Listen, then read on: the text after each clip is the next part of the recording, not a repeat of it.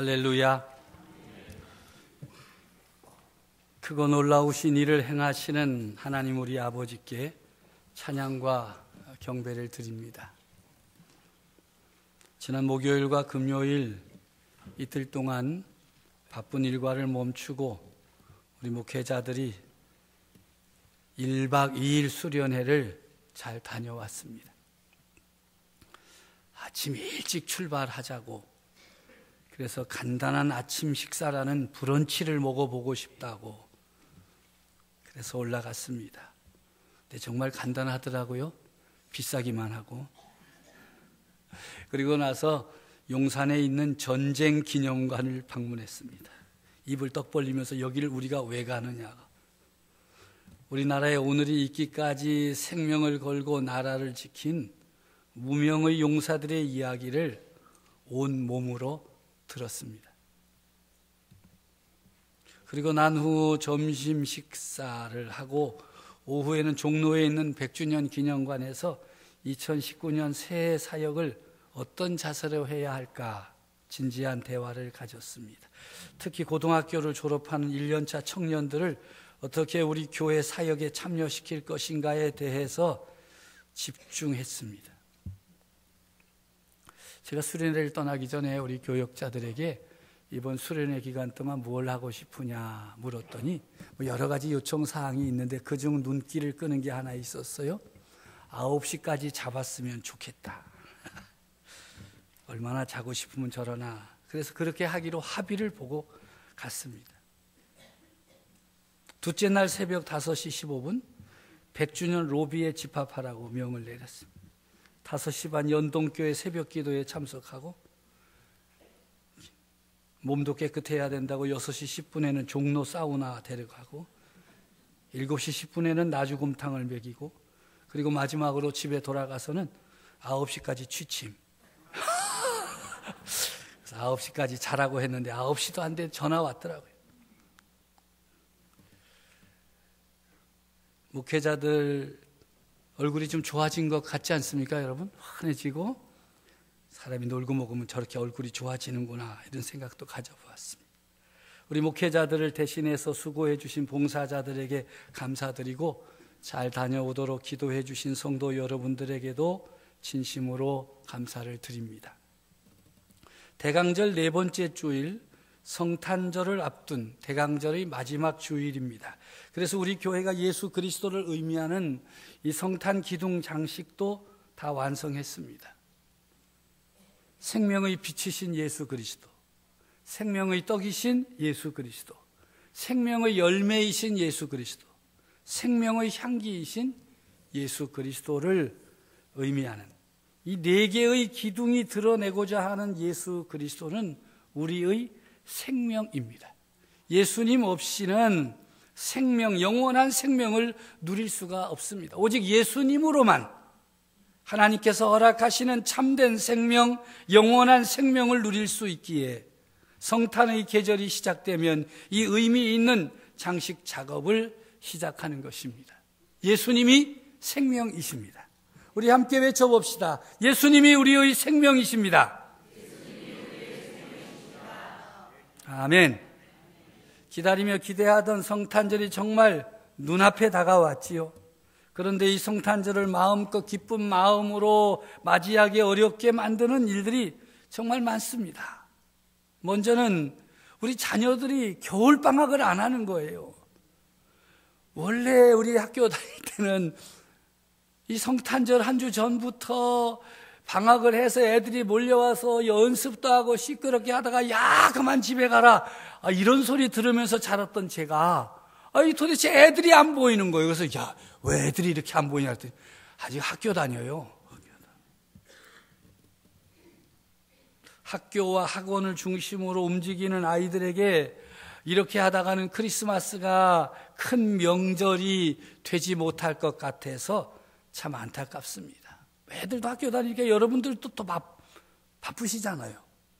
크리스마스고 뭐고, 아우 애들 빨리, 그런 생각 안 하십니까? 두 번째는요, 세상 돌아가는 일들이 너무 복잡하고 안타까운 일들이 계속 벌어지고 있기 때문이에요. 정치적 갈등과 경제적 불황으로 인한 불신, 아쉬움이 우리의 마음을 얼어붙게 만들고 있습니다. 권력의 자리에 있는 사람들에게 강력하게 요구되는 것은 첫째가 겸손이요, 둘째도 겸손입니다. 겸손하게 백성들의 소리에 귀를 기울이고 권력은 자신들의 것이 아니라 백성들로부터 위임받은 것임을 명심하면서 사용해야 할 것입니다. 겸손을 잃어버리면 제대로 된 개혁을 이룰 수 없으며 백성들에게 버림받음을 기억해야 됩니다. 힘이 있다고, 명분이 그럴듯하다고 밀어붙이면 겉으로는 굉장해 보이지만 백성들과는 더 멀어질 수밖에 없습니다. 백성들과 싸우면 안 됩니다. 백성을 위로하고 더욱 위로하는 정부가 되어야 할 것입니다. 그래야 데드 크로스를 골든 크로스로 바꿀 수가 있습니다. 이 정부를 위해 기도해 주시기를 바랍니다. 셋째는 강릉 펜션 참사로 인한 학생들의 사망사고, 태안화력발전소에서 발생한 비정규직 청년의 사망사고, 강원도 화천에서 벌어진 아들 신병 수료식 참석 후 귀가하던 일가족이 블랙 아이스로 추정되는 사망사고로 인한 아픔이 백성들의 마음을 찢어놓았습니다. 참 알 수 없는 것이 인생이라고 하지만 너무나도 안타까워서 기쁨으로 가득해야 할 성탄의 계절이 정말 어렵게 지나가고 있습니다. 이런 아픔과 눈물, 고통 속에서 신음하는 백성을 위로할 책임, 그 사명, 오늘 우리 교회와 성도들에게 있다는 사실을 고백하면서 겸손하게 위로와 섬김과 나눔으로 다가가는 성탄절이 되기를 간절히 바랍니다. 참으로 힘들고 어려운 현실을 살아내야 할 우리들에게 주신 오늘의 말씀, 하나님의 말씀은 할렐루야로 시작합니다. 여호와 하나님의 이름을 찬양하라는 외침입니다. 어떤 자리, 어떤 상황에 있을지라도 하나님을 향하여 찬양하라 하십니다.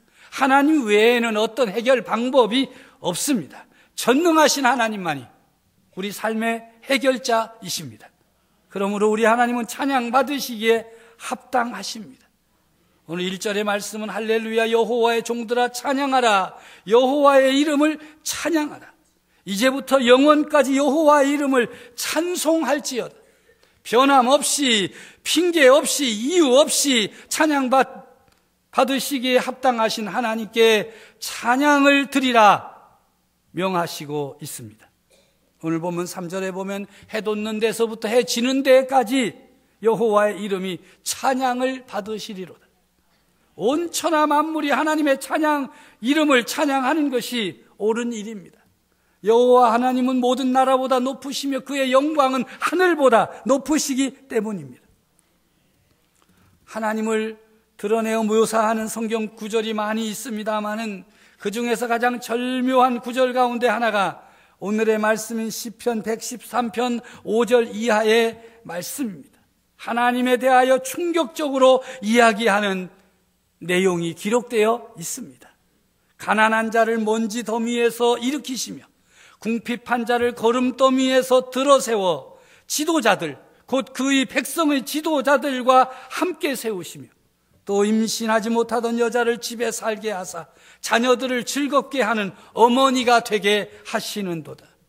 일으키신다, 들어 세우신다, 함께 세우신다, 살게 하시고 되게 하신다.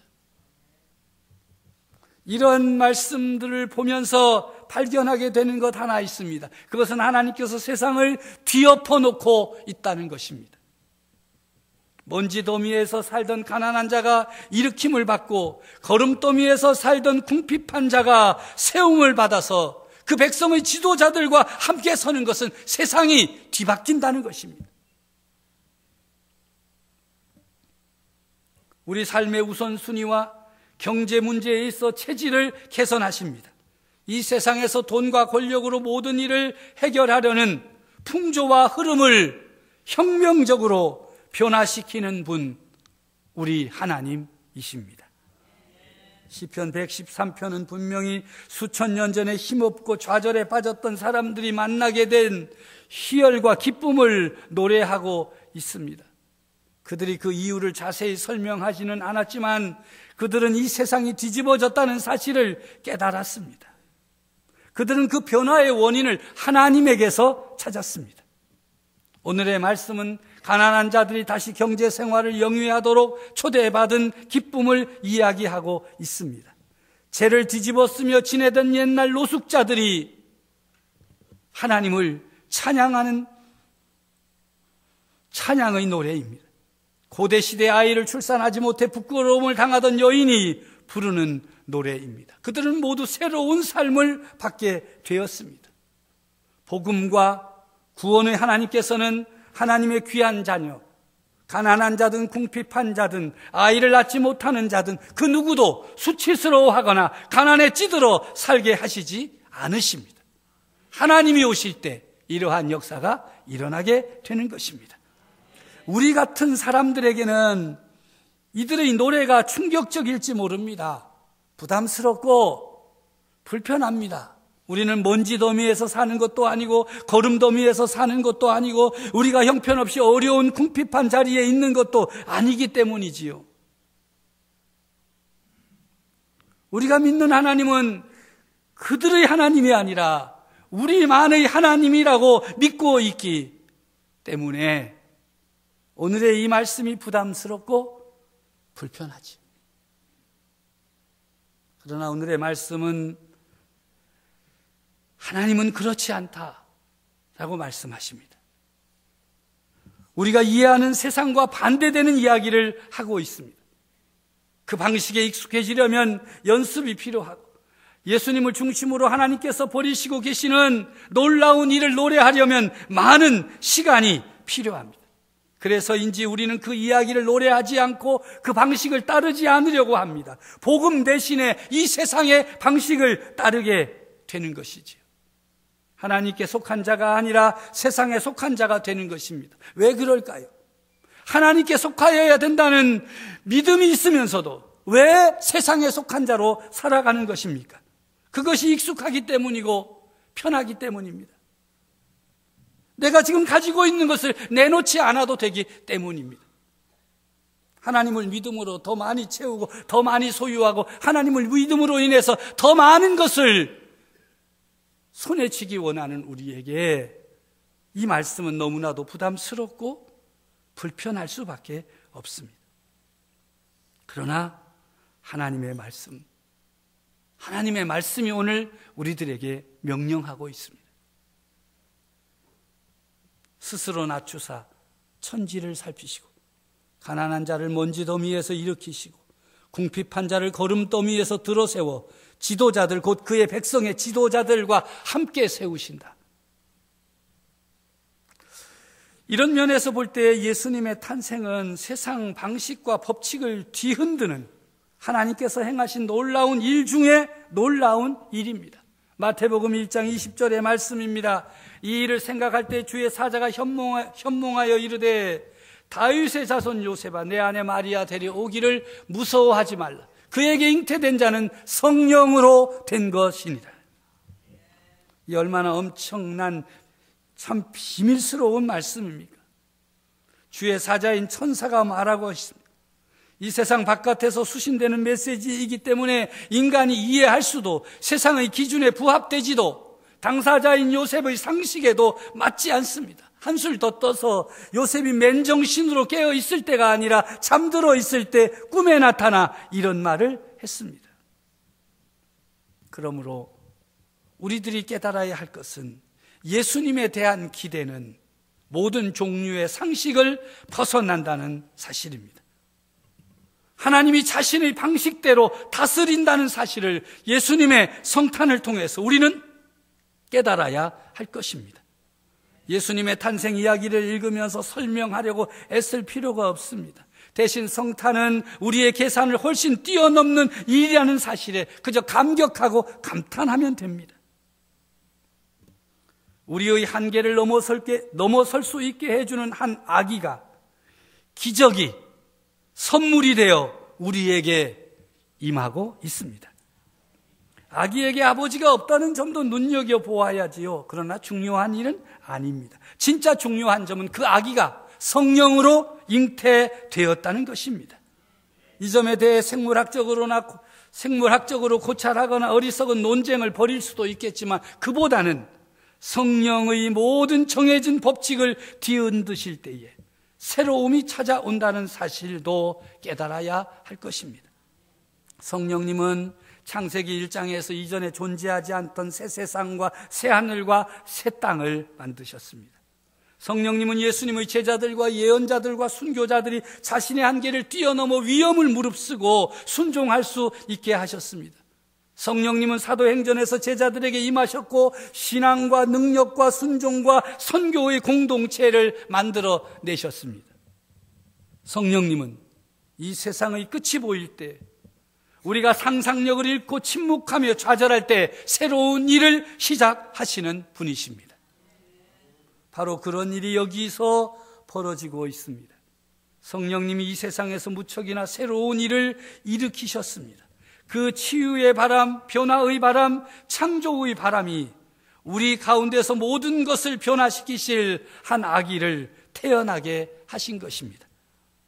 이런 성탄절 선물은 우리의 생각과는 정반대입니다.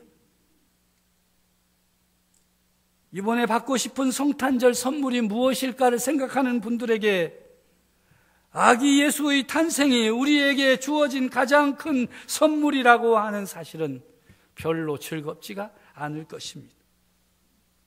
이 세상은 구원받지 못할 것 같은데 여기 구원자라는 이름을 가진 예수라는 아기가 태어났습니다. 이 세상과 우리는 버림받은 것만 같은데 하나님이 우리와 함께 하신다라는 이름을 가진 임마누엘이라는 아기가 태어났습니다. 임마누엘이신 아기 예수님을 맞이할 준비를 하십시오. 하나님의 선물이 여러분의 상식을 뒤엎어 놓을지라도 그저 받아들이십시오. 천사가 이야기하는 새로운 약속을 붙들고 편하게 마음을 먹으십시오. 그냥 그렇게 받아들이십시오. 여러분의 마음이 평안해질 것이며 넉넉해질 것입니다. 그 넉넉한 마음으로 우리가 어떻게 살아야 하느냐 하는 것이 중요합니다. 성경은 우리가 다른 사람들과 다른 방식으로 살아갈 것을 요구하고 있습니다. 이 세상이나 이웃을 대하는 방식에 있어서 새롭게 놀랍게 변화될 것을 요구하고 있습니다. 그 첫째는 넉넉하게 나누고 베풀라는 것입니다. 복음 안에서 사는 사람들이 풍성한 삶을 누리게 되었기 때문이지요. 그들이 하나님으로부터 공급받은 풍성함을 이웃에게 흘려보내야 됩니다. 그 풍성함이란 대부분 물질적 복을 의미합니다. 그런 복은 나누기 위한 것입니다. 하지만 물질만 나눌 수 있는 것은 아닙니다. 다른 사람들에게 넉넉한 마음씨와 열려있는 태도를 나누면 우리의 존재가 함께하는 이들에게 복이 될 것입니다. 둘째는 낯선 사람에게 친절하십시오. 가능한 한 낯선 사람을 멀리하고 경계하면서 나와 비슷한 사람들 사이에 머무는 편이 훨씬 더 쉽습니다. 여러분도 그렇지 않아요? 꼭 앉는 자리에 앉고 아는 사람 옆에 앉지, 좀 모르는 사람이 옆에 와서 앉으면 한번 위아래로 막 머리 계산이 떠오르죠. 이가 기도할 때 내 가방 들고 갈 일인가? 아닌가? 그런 생각은 안 하시지만요. 그래 불편해요. 모르는 사람이 옆에 앉으면 괜히 불편해요.